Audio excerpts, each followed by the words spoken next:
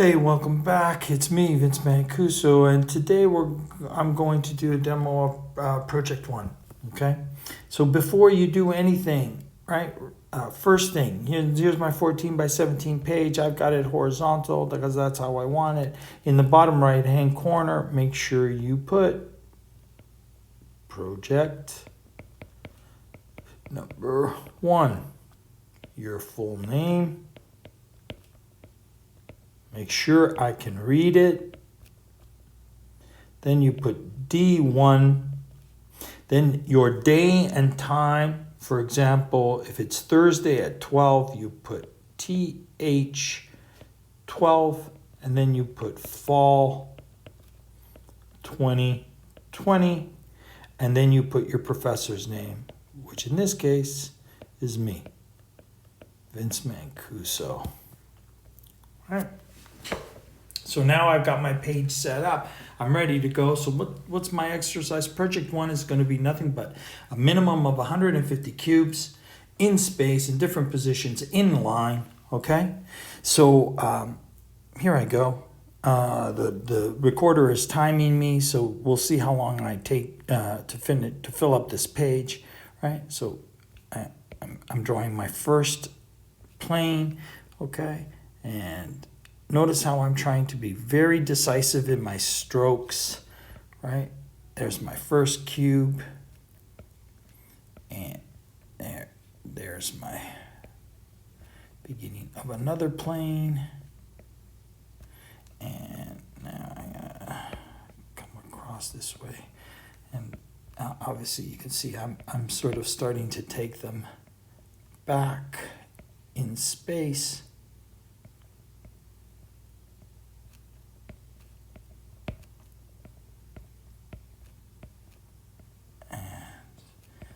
Making them go smaller as they move away. It's always fun, to see just this illusion, how incredible it is. And on a two-dimensional plane, you can actually make somebody believe that they're looking at a bunch of cubes that are receding in space.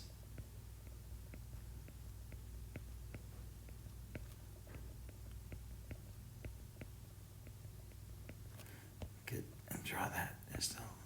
I'm trying to be perfect, but I'm not getting too hung up if I don't quite get it right.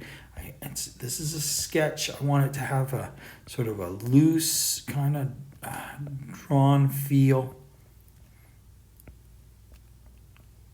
Now, everybody always asks me this, should we draw them see-through? Of course, draw them every which way, right?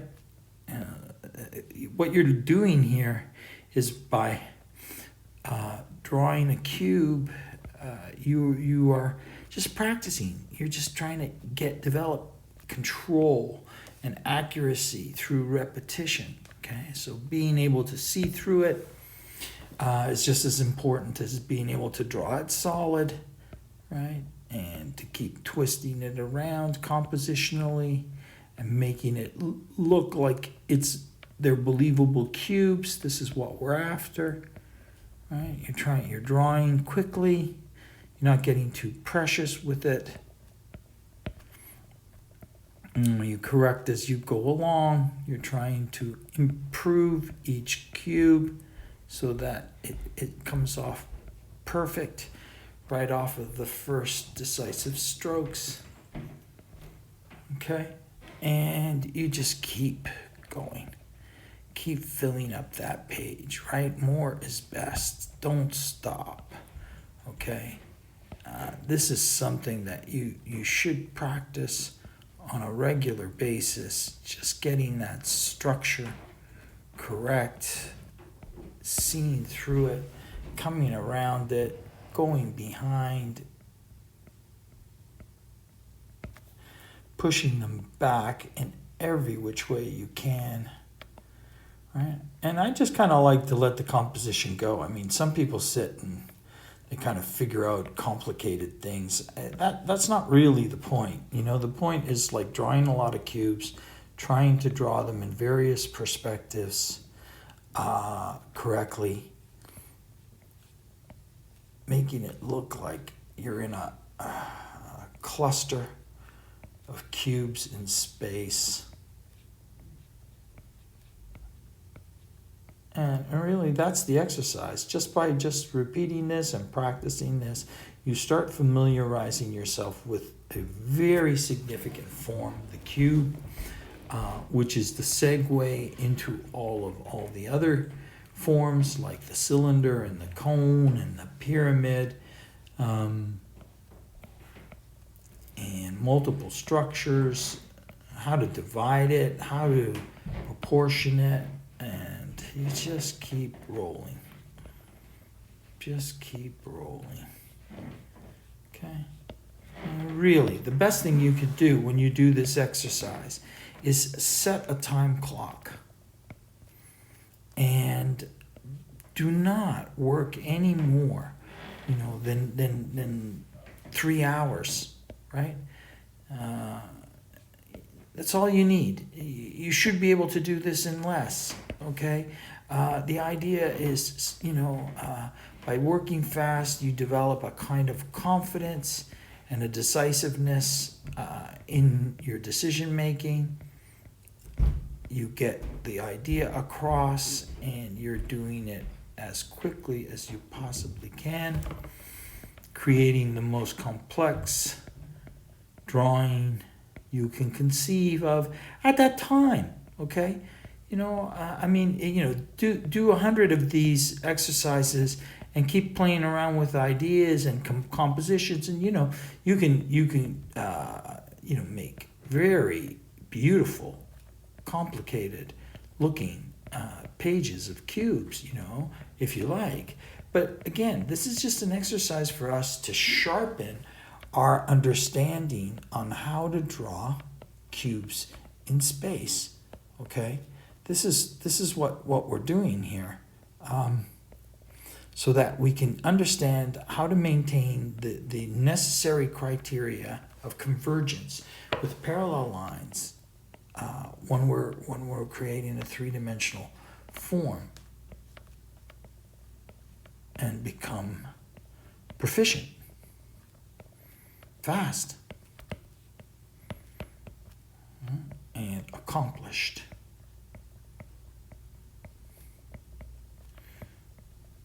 At some point, once you start filling up this page, the idea of even doing an accurate count is almost irrelevant. Right? When you've packed in as many as you can, and right now I'm trying to fill everything in, the potential gaps, by drawing in cubes, minute sizes.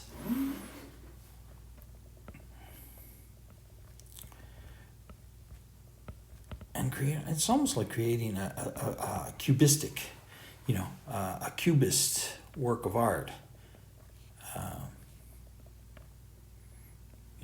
I'm working with those dynamics.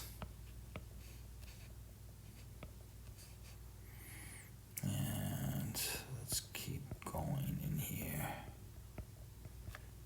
Keep going. And this just like, it's like going for a run. You practice it, you become proficient at it. It's a game that you play. You try to find interesting, new dynamic ways of looking at the cube. But ultimately, you run into the fact that there's a limitation. There's only a certain number of views when you twist a cube around in space that you can see it. Okay, and that's important that you figure that out. That you realize that there's a finite balance here. Right here, I'm drawing a cube inside a cube. And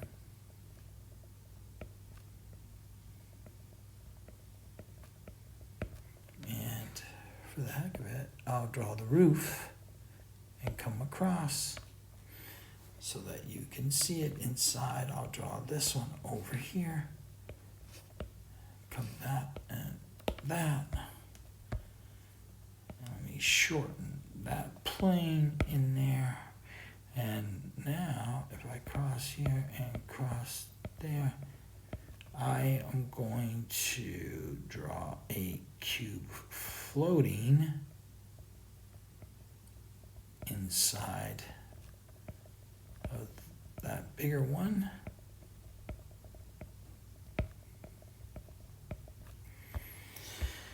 And I'm going to fill up some of these gaps in here with some see-through cubes.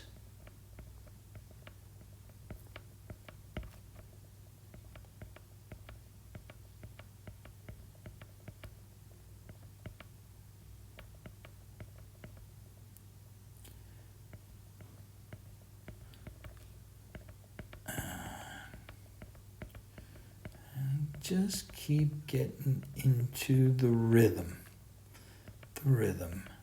right? Stroke, stroke, stroke. I'm not going over them. I'm not trying to fix them. I'm not getting too hung up if I'm screwing them up, okay? I'm just thinking, concentrating.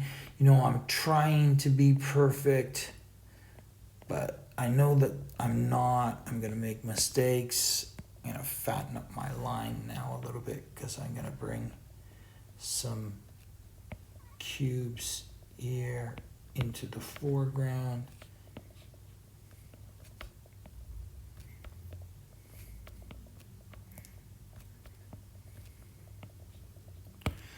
Yeah.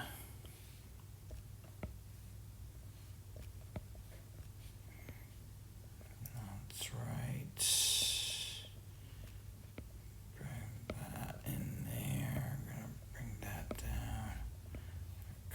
To the other side. I'm looking inside of that cube.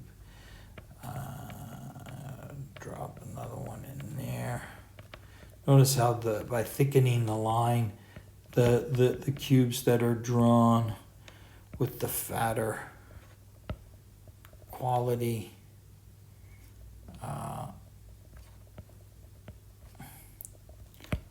come forward.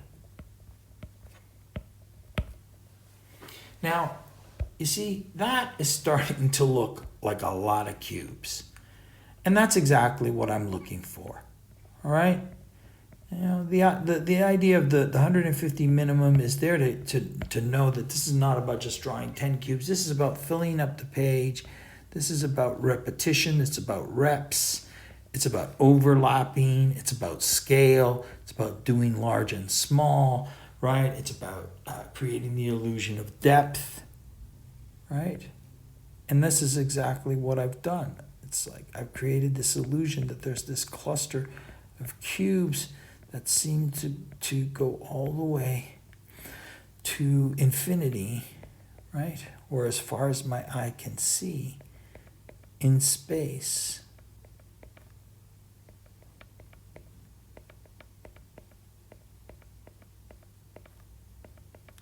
And that's what I'm looking for.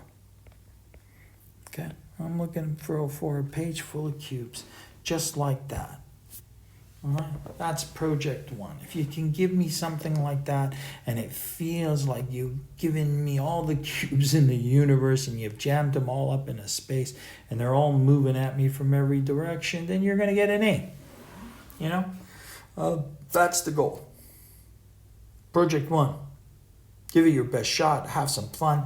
And I would suggest, test it out a little bit. Figure it out a little bit. Play around with it. Take a look at certain situations that can occur when you draw a cube. For example, if I draw a cube like this, right, and my lines are not converging, okay? For example, this one's going out here, okay? That's incorrect. That's a distortion. That's not a cube because the lines aren't parallel, right? These lines, right, that are moving away from me and going to converge, right, is correct. So what I need to do in the next one is bring that one into alignment, okay, like that. And make sure that, the line now here is this is converging with this, is converging with this. And then going through this way, same thing, right? all of these lines, right, have to converge. And if they're not, I make adjustments, okay? And I try to improve, right, the angle of convergence, because all these lines, right, this is the edge that I'm seeing on the picture plane here. All these other lines are moving away, so they all have to converge. So if I want that cube to look like a cube, this line has to converge, that has to converge, that has to converge, that all have to converge. Right? There's another common mistake that people make. Here, let me show you this. Just get rid of that. Is they draw the lines parallel, but they never converge. So for example, so they get a very stiff looking cube, right? It's like there's no convergence at all. It's almost like these are all at 45-degree angles, right? And everything is perfectly parallel, okay?